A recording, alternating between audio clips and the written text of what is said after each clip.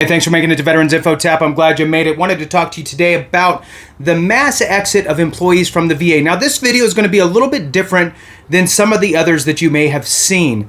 I did a video on this a while back on the employees leaving the VA, the mass exit, high quotas, all that stuff. Maybe some management issues, leadership issues coupled in there. Now, I wanted to shed a little light on what it really means and the impact to us as a veteran community.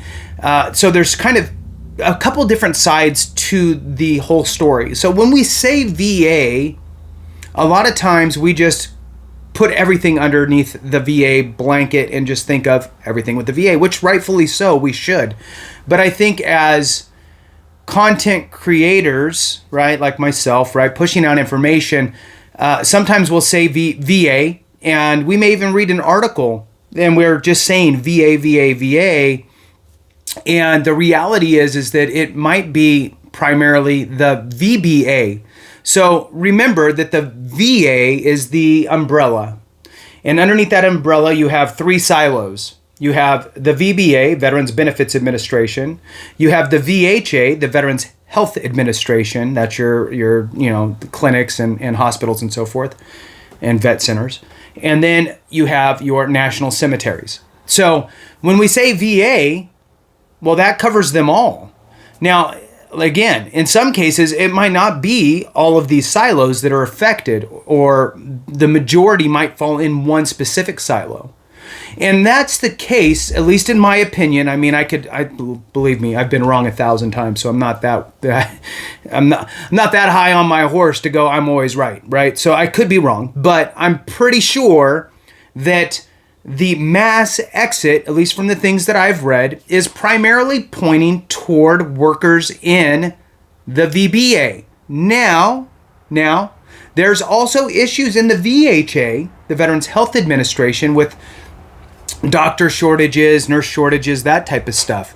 But primarily, the mass exit has to do, this new mass exit has to do with these quotas and, in my opinion, management issues at the higher levels, pushing down maybe goals that are unrealistic and so forth on the VBA side. So that's filing for your claim stuff.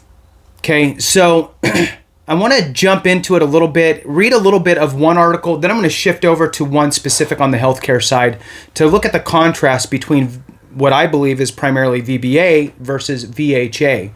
So hit the thumbs up, subscribe, share with a friend, all that good stuff. I really appreciate it. It's good to have some clarity and some sort of understanding and just a sense of awareness, right, of what's going on, especially when it comes to VA, because they work for us, or at least they're supposed to, right? So, all right.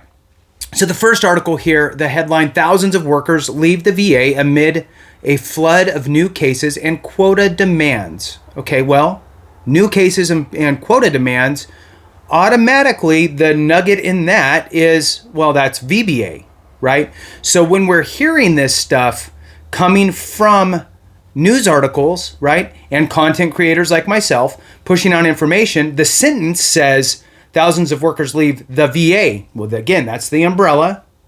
Are they leaving the national cemeteries portion? Are they leaving the healthcare administration portion? Or are they leaving the benefits administration portion? Well, it doesn't say that here, but it does say amid a flood of new cases and quota demands. Well, okay, that's our clue, right? There's a lot of different things we have to look at, and that's why I call it nuggets, right? It's cues and clues as we read through this stuff, because quite frankly, the people that are writing it don't really know that much. It's usually not a veteran who deals with the VA that's actually writing these articles. So it's up to people like me to decipher it and then share it with you appropriately. So again, in that first sentence, it's talking about new cases and quotas, which automatically points to VBA. Now, moving on, I'm not going to read the whole article. I'm just going to read a portion of it, mostly because it's so darn bright and it makes me look really white, like transparent. All right, let's see. All right, here we go. So, claims processors, again, tips and cues and clues along the way, little nuggets, all right?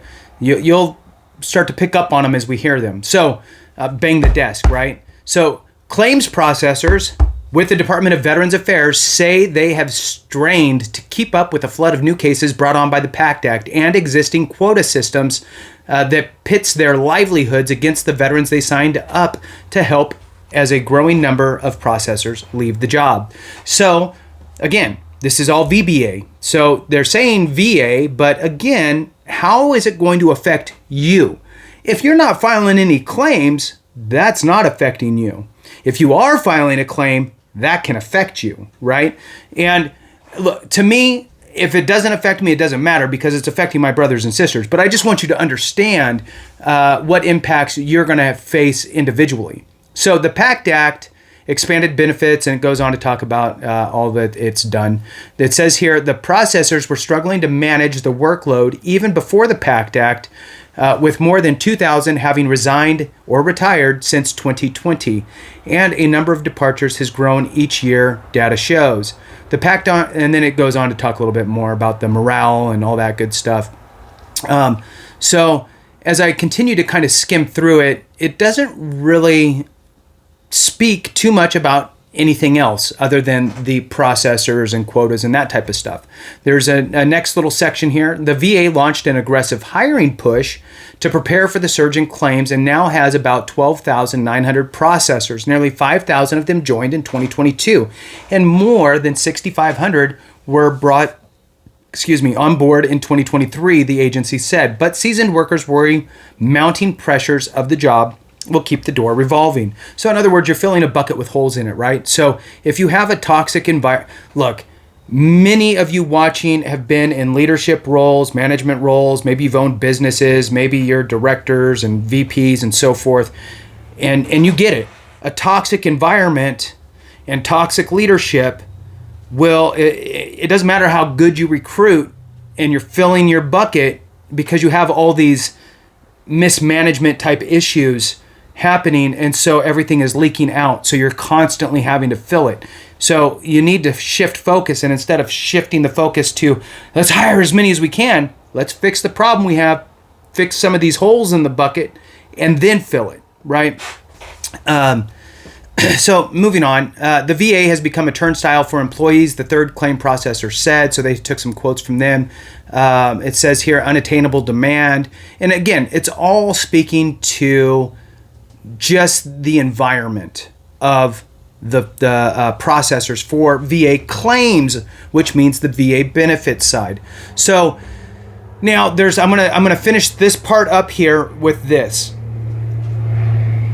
They're speaking to how many people left, but they're still pouring water in the bucket, right? So you have 2,000 or whatever that have left the VA within a specific amount of time. Well, how many did they bring on in that same period of time, right? So they might be net zero. They might be, net 2,000, right? So if you lose 2,000 employees, but you bring on 4,000, and your goal was to have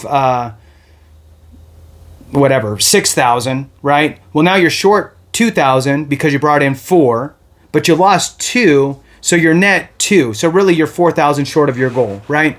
So that's it's a weird math, right? To figure out where you're going. So you can't just focus on this many people left, period, because you did bring in replacements. Now there's training and all that stuff, ramp up times, all of that.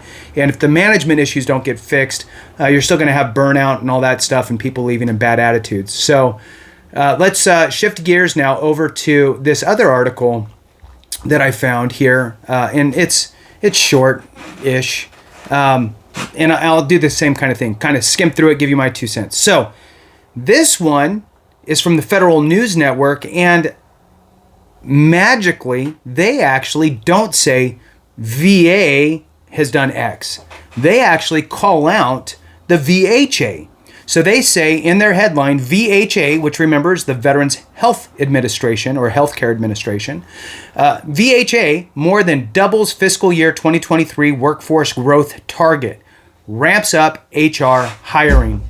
So let's dive into this a little bit and see if we could pick anything out. So number one, we know that this is not talking specifically about VBA or the national cemeteries. This is specific to the healthcare. So the Veterans Healthcare Administration, or Veterans Health Administration, far exceeded its hiring goal for 2023, and it's retaining healthcare workers at levels it hasn't seen since the start of COVID-19. That's good news. So the nugget there is the retaining piece, right? We kind of talked about that a minute ago. So they have had some issues in the past. So now maybe they've fixed some of those holes in the bucket, which would be a kudos to their leadership, right? Because retaining, in my opinion, this is just me, retaining has a lot to say with the culture and the environment in which you're working in that is often set by leadership and then taken over by employees, right? But the leadership puts in those left and right limits. So that's a good word here for us, retaining. VHA, however, still faces shortages of healthcare workers in rural areas, as well as a shortage of mental health care professionals across the country, and will focus its hiring efforts on filling those gaps later this year. VHA grew its workforce by 7.4% in 2023, more than double its 3% goal for fiscal year 2023, and saw a net increase of 28,233 new employees. I love this article. I love the way that the Federal News Network puts this together because they're talking about real numbers, right? They mention it as a net increase of 28,233 employees. So that's the last number, right? In the equation, you have this many people leave, you hired this many, and then you ended up with this. So they're giving us that end result, which is good. Because who cares how many you hired if you had a bunch leave? We need to know what the net is. Because that's where it affects us. That's where the rubber meets the road. Now, they need to know the other numbers to decide what they need to work on.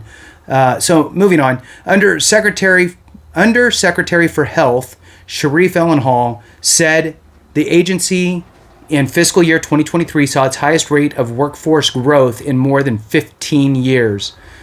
We now have more end strength than we've ever had, he told reporters on Monday. VHA now has more than 400,000 supporting healthcare staff across the VA medical system. VHA hired 61,239 total employees last fiscal year, well above its 52,000 employee goal. Ellenhall said that VHA set ambitious hiring goals for fiscal 2023. To keep up with the growing demand for VH healthcare under the PACT Act, the legislation expands the healthcare, blah, blah, blah. So, I mean, it goes on to just kind of talk about everything we already know.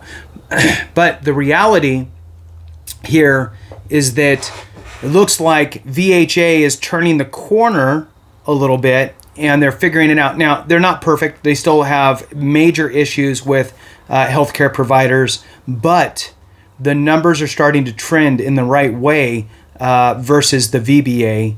So we'll see what happens. I just wanted to share a little light on, to kind of give you the differences, right? So if you hung on here to the end, I'm just giving you my explanation again, that I wanted you to understand that sometimes you're going to hear VA, but really it's only talking about one silo. And that's usually what they're going to be talking about, is a specific silo, but they don't call it out. And you have to kind of figure out what they're talking about. So with that, thanks so much for watching. I appreciate you guys. Have a great one. And remember, if we don't take care of each other, something went wrong.